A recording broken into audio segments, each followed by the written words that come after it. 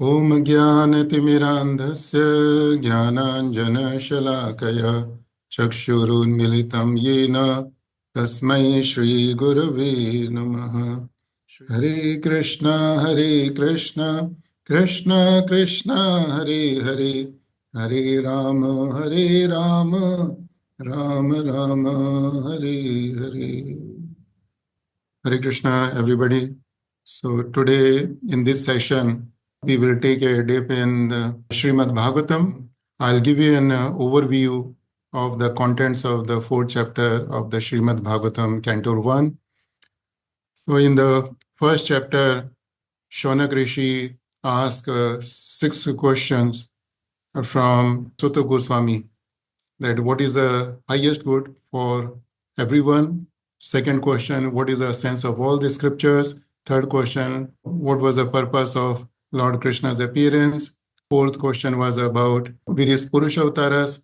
Fifth was about Leela Avtaras. And sixth, after Lord Krishna's departure, where the principles of religion have taken the shelter. So in the chapter 2, Sutta Goswami gives the answer to the first 3 questions.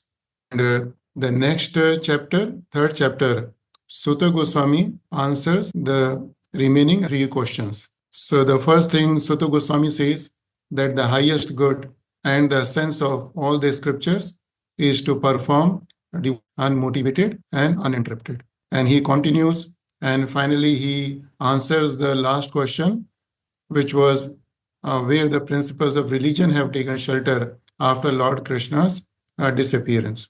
And there he says that those principles of religion, along with knowledge and detachment and everything else, has taken the shelter of Srimad Bhagavatam. And Sutta Goswami concludes his response by telling us what is the secret of knowing Bhagavatam. Now, can I ask anyone devotee to share with us what is the secret of knowing Srimad Bhagavatam? Any devotee would like to share? Hare Krishna Prabhu ji. Yes, Prabhu.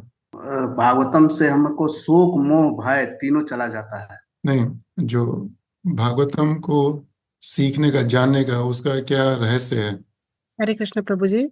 Yes. According to my understanding, I understand that Bhagavatam himself has personified, Lord himself has personified in the form of Bhagavatam for devotees very mercifully. That's my understanding. So, Hare Krishna. Hare Krishna Prabhuji. Hare Krishna, yeah. Prabhuji, we should hear it with rapt attention from a bona fide acharya only, so that we understand what God wants to reveal to us as it is. Thank you. So, in the 44th verse of the 3rd chapter, Sutta Goswami says that one should hear Srimad Bhagavatam with a rapt attention, and he should have the mercy of the spiritual master.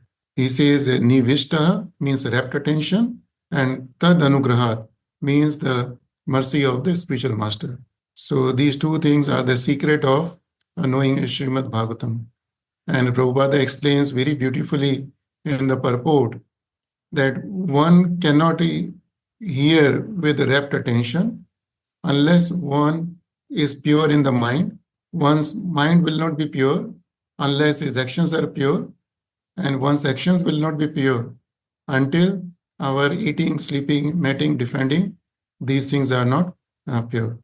So this is a very beautiful message for everyone, because many people, they wonder, many people, they ask, how can we study, how can we know Bhagavatam?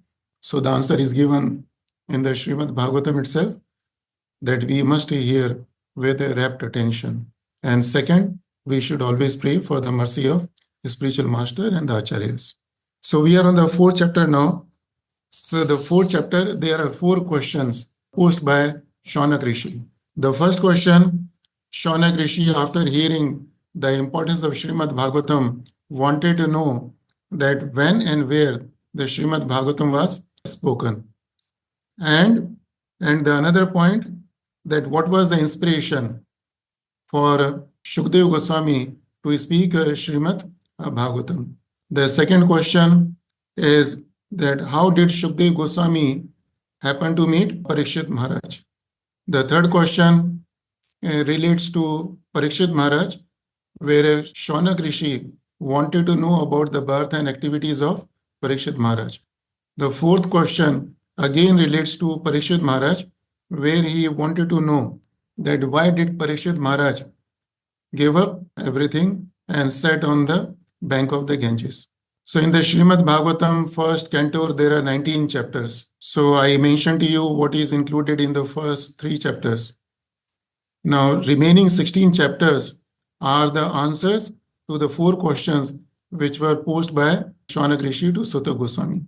And of 16 chapters, chapter number 8, 9, 10, 11, those do not relate to any of the answers, any of the questions which were posed by Shaunak Rishi. And those chapters are relating to Kunti Devi, Bhishma Pitama Dev, and Lord Krishna's departure to Dwarka Dham. But still, Sutta Goswami recited those verses very beautifully due to his ecstasy. At the end of the 4th chapter, we see that how much Vyasdeva contributed for the welfare of all the living beings. And then we also see then even after contributing so much, doing so much for the welfare of every living being, he was not satisfied. And while he's contemplating on these matters, Narad Muni appears on his side. And Narad Muni is a spiritual master of Vyasdeva. So this is a very high-level overview of what is included in the 4th chapter of the first canto of Srimad Bhagavatam. Now, this chapter has got 33 verses. Those verses are very beautiful verses, and I have put together key messages or the learnings what we get from those verses. So I'll share those messages with you, and at the conclusion of the session, you are welcome to share your thoughts or have any questions or comments. So the first thing, after hearing the answers to the questions from Sutta Goswami, Shaunak Rishi, he glorifies Sutta Goswami. Bhagavatam says samstuya. Samstuya means the glorification. Yeah, stuti word we have heard. So samstuya means it's a glorification. And Shaunak Rishi is glorifying Sutta Goswami despite the fact that Shaunak Rishi was a very elderly Rishi, number 1. Number 2, he was the head of assembly of all the sages who had assembled over there. And the third thing, he was very much learned. So from this action, we understand that we should respect and appreciate the people who have knowledge, regardless of their position and the age. Number 2, Shaunak Rishi request Sutta Goswami to speak Srimad Bhagavatam, which was spoken by Shukdev Goswami. Sutta Goswami asked Shaunak Rishi, why are you requesting me to speak Srimad Bhagavatam? So Shaunak Rishi says that I am asking you because you are most respected and most learned man in the assembly. So this shows that we should always seek the spiritual knowledge from the pure devotees, or I should say from the right source. Sometimes back when we were discussing Srimad Bhagavatam 1.1.3, therein I mentioned that if we are buying a product, for example, if we are buying a mango from a reliable seller, then we do not have to worry anything about the quality of the mango. We do not have to taste it. It's ready for consumption. Straightway we can eat it. So this shows that it's very important that we hear about spiritual matters from the bona fide people who are devotees of the Lord. Third thing, after hearing importance of Srimad Bhagavatam, Shaunak Rishi wanted to know when and where Srimad Bhagavatam was written and what was the inspiration to speak the Srimad Bhagavatam. So this shows that inquisitiveness or asking questions is very much important to grow in the spiritual life. Number 4, when Shukdev Goswami starts talking about, he says that Shukdev Goswami appeared like an ignorant person, as if he does not know anything. But still, he was a great devotee. So the message we get from this was that we should not judge anyone, either materially or spiritually, from the external appearance. External appearance can be deceptive. We have an incident in the Srimad Bhagavatam where King Rahuguna could not understand the greatness of Jad Bharata, who himself was an exalted devotee. And Krishna has showed us with his own example that external appearance is not very important, or it doesn't matter. Rather, it's the devotion what matters.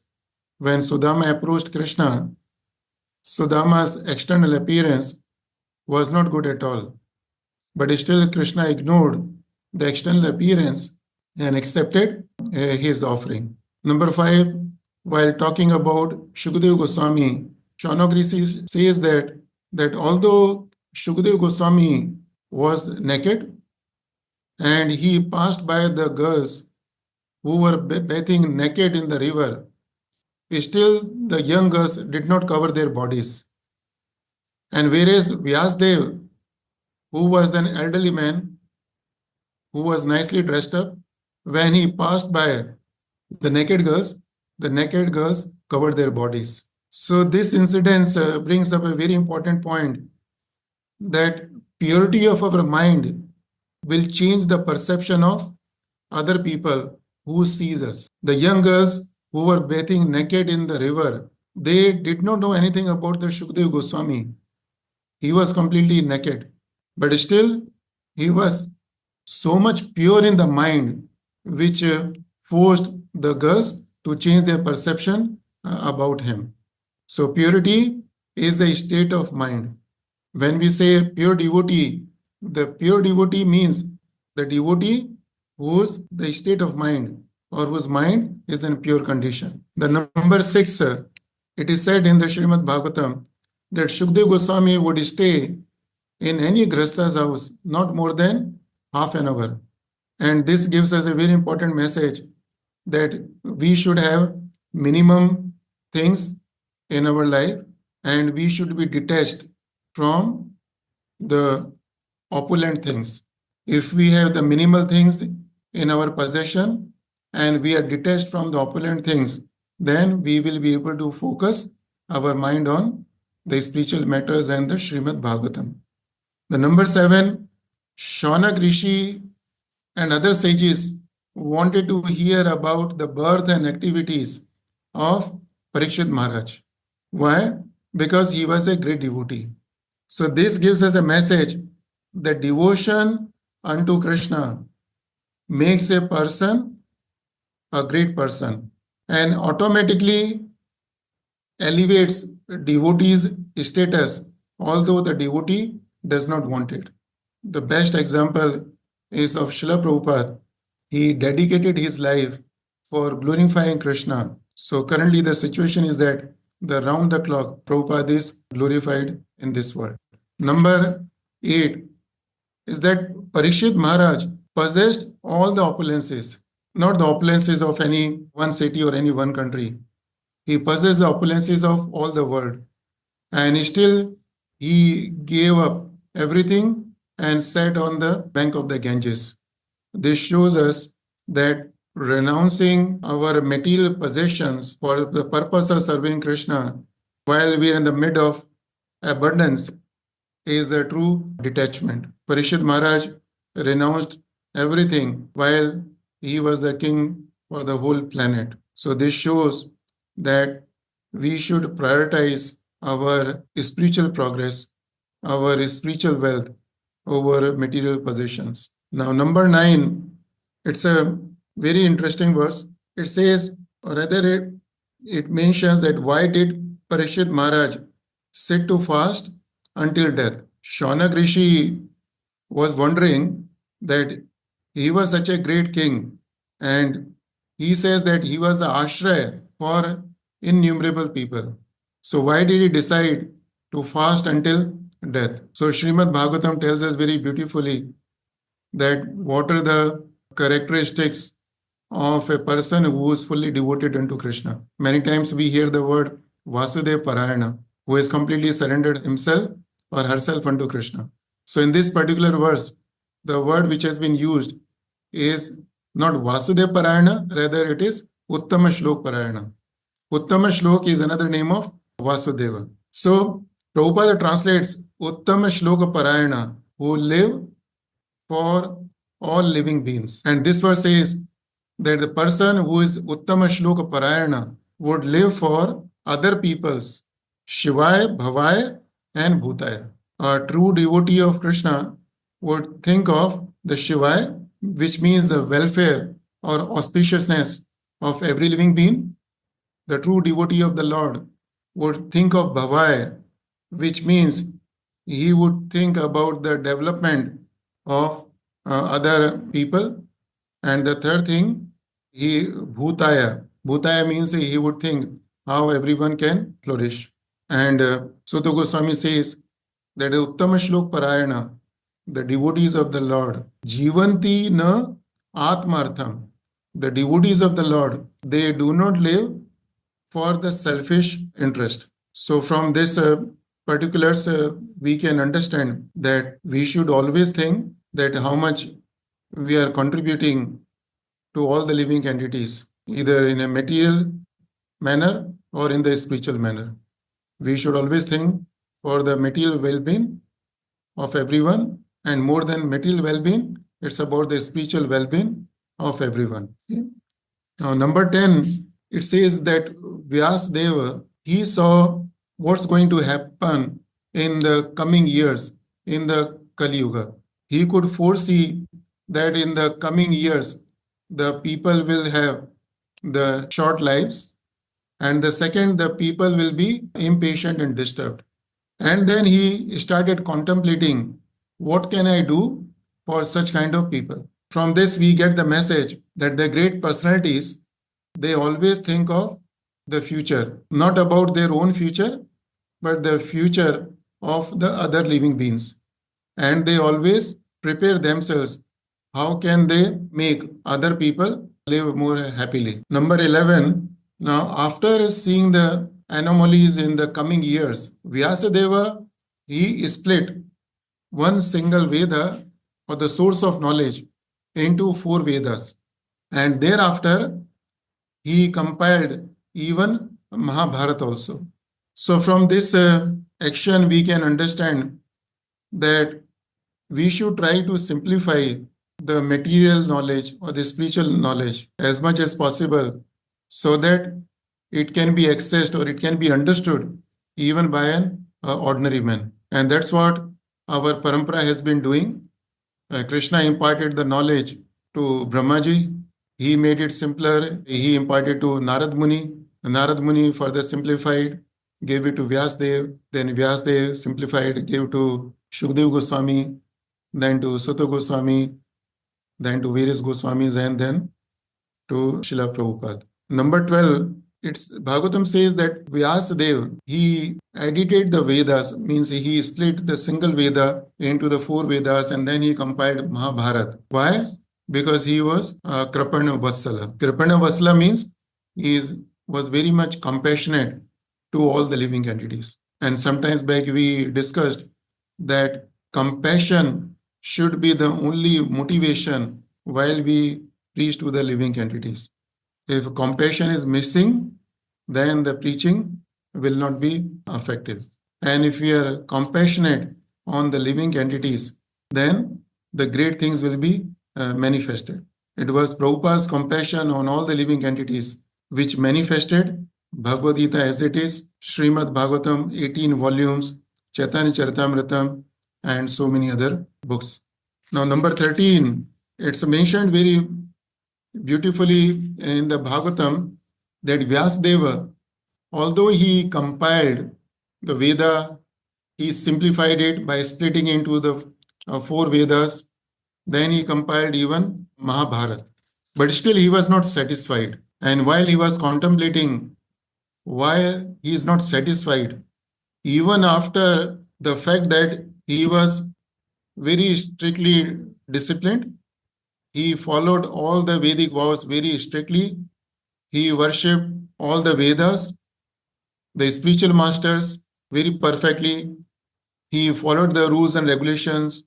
And finally, as I mentioned, he compiled even the Mahabharata also in the story form so that people take the messages from the Mahabharata.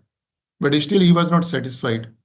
And the reason, while he was contemplating on it, he got a clue that na bhagavata dharma prayena nirupita. He realized that I have not specifically glorified the Lord Krishna and his devotees. And many times we hear the word Bhagavad Dharma. So what is Bhagavad Dharma? Prabhupada translates it very nicely. Bhagavad Dharma means the devotional activities of living beings. So when we think of Srimad Bhagavatam, what is Srimad Bhagavatam? Srimad Bhagavatam, in a sense, it tells us what is Bhagavad Dharma, which means it tells us the devotional activities of various great devotees of the Lord, so that we can hear it, we can recite it, and try to apply some of the things what the great devotees were doing to purify ourselves.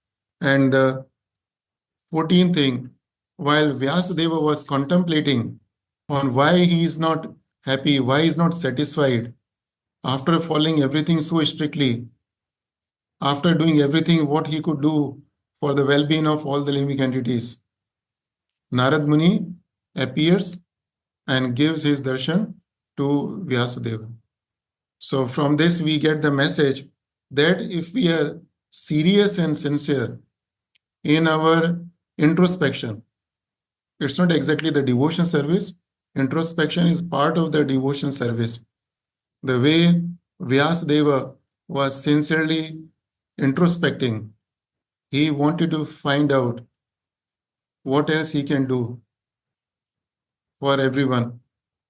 Then immediately his spiritual master appeared. So this teaches us that if we are sincere in our introspection, then the guidance will automatically come either from Guru, Sadhu, or Shastra, or Krishna, who is situated in our heart. So the point is that we should always reflect upon ourselves and see how can we be a better person and a better devotee.